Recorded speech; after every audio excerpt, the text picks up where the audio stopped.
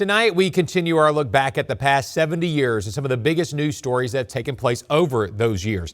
Now, it was 41 years ago this week that both the Red River and Cross Lake froze over. Here's a look back to December of 1983.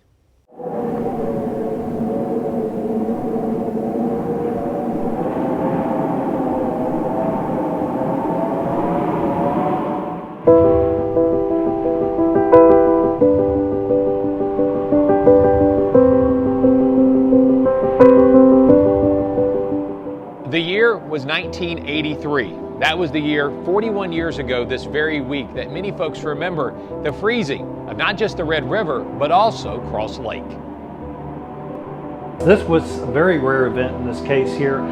There were only two other times in which the Red River froze over, and that was back in February of 1895 and again February 1899. 138 hours, consecutive hours. This is second only to 168 hours from February the 7th through the 13th of 1895. It was a combination of some of the leftover snow, but especially the ice from this ice storm that contributed to the ice pack here along the Red River close to Christmas time back in '83. A lot of water pipes froze, the ground froze in Shreveport up down to 6 inches deep, and it was pretty bad across the city.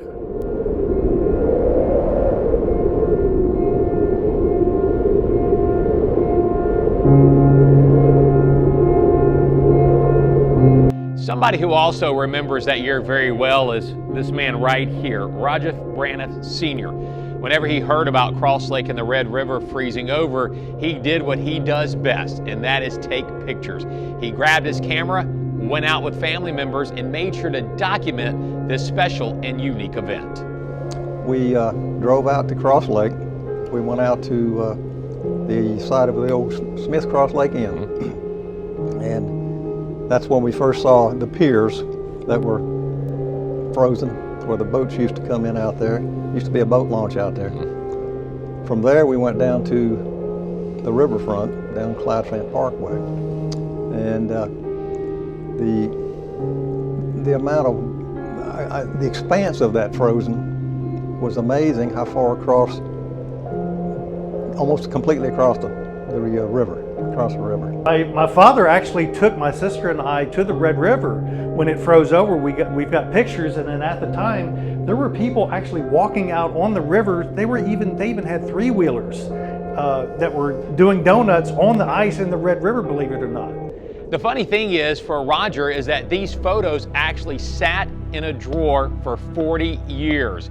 That was until two brothers, the Mangum brothers, reached out to Roger and wanted to take a look at those photos. And since then, they have been fascinating people whenever they take a look back at what exactly took place. So they took them, and as I said earlier, the next thing we knew, Freeport Times, Henrietta was wanting to use them also, so I gave them permission for that also. I also got requests later from Bossier Press to use them. And now here I am with you. Now the question might be, will we ever see anything like this again? Well, we can't necessarily answer yes or no, but the odds are not great, and that really has to do with a variety of reasons. And one of them has to do with the fact of the depth of the Red River today versus what it was back in 1983. The fact that we saw the Red River freeze back in '83, and of course, even with Snowmageddon, we fell down to 1 degree above zero, many areas below zero, but again, we didn't sustain the duration of temperatures back in 2021 as we did in '83, and then especially since the building of the lock and dams along the Red River, chances are in our lifetime we will never see the Red River freeze again.